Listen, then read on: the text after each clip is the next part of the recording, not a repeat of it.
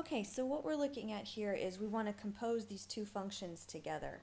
So if I start out looking at f of g of x, we're going to replace the x in the f function with whatever g of x is. So that looks like 7 times whatever x is minus 9, because that's the f of x function.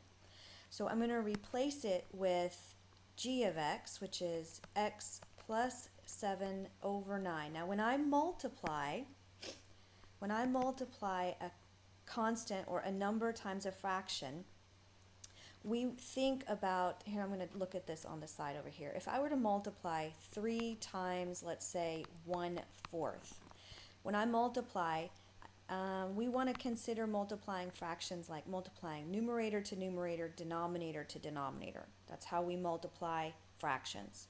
So if I were to rewrite this so that it looks a little clearer, I could rewrite 3 over 1 without changing that number, because I can write all whole numbers over the number 1, times the 1/4 that I already have.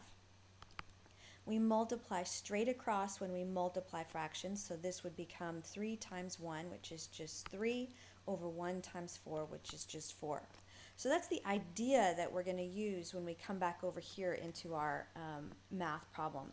So again, if I want to consider this as being like a 7 over 1, then what happens is I multiply 7 times the numerator. So we have 7 times the numerator of x plus 7 all over 1 times 9, which is just 9, minus the 9 that I have.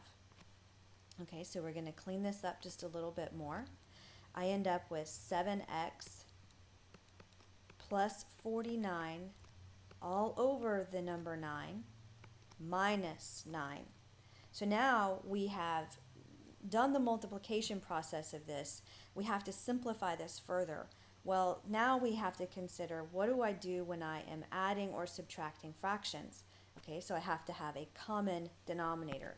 Let's go over here and use our real numbers, and let's consider, how would I add 3 plus 1/4? Well, I have to have a common denominator, and the denominator that I have over here is a 4, which means that I've got to multiply 3 by 4 over 4, because that's the common denominator of 4, and when I multiply by 4 over 4, that's like multiplying by 1. So now we have a multiplication process over here, again thinking this as 3 over 1. So that would look like 4 times 3, which would be 12, over 4 times 1, which is 4, plus the 1/4 that we already have. That gives me 13/4 if I want to add those two fractions together. This, of course, is an improper fraction, and we would simplify it if we needed to. We don't have to for the process of our problem over here.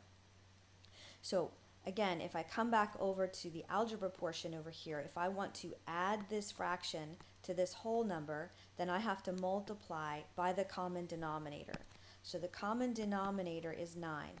I'm going to multiply by 9 over 9, and when we do that, we end up with 7x plus 49 over 9 is the first fraction, minus 9 times 9 is 81 over the 9 I already had. Okay, so from here, what did we do over here with our real numbers? Well, once I had a common denominator, I add the numerators and I keep the denominator the same. So moving back over here, I'm going to add the numerator, so I end up with 7x plus 49 minus 81 all over the number 9. And when I simplify that, I end up with 7x minus 32 all over the number 9.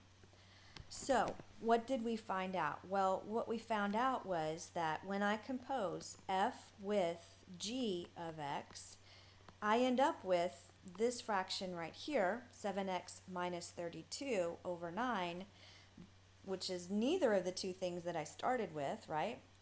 And remember that when I compose f with g of x, if the two functions are inverses of each other, we should just end up with x. Okay, so this tells me then that with this composition, f composed with g of x, I do not get, they are not inverses of each other because I did not end up with the answer of just x. And it's asking you in the problem to then go back in and perform the same type of operation, only this time we're gonna compose g with f of x, and I want to know, does that equal x? It's not going to, because we know that it didn't work in one direction, but I'm probably not going to end up with this answer of just x, because I can clearly see from this first composition of f of g of x, I didn't end up with the x I was supposed to, so these two are not inverses of each other. But you're trying to prove it one more time going in the opposite direction. Okay, hope that helps.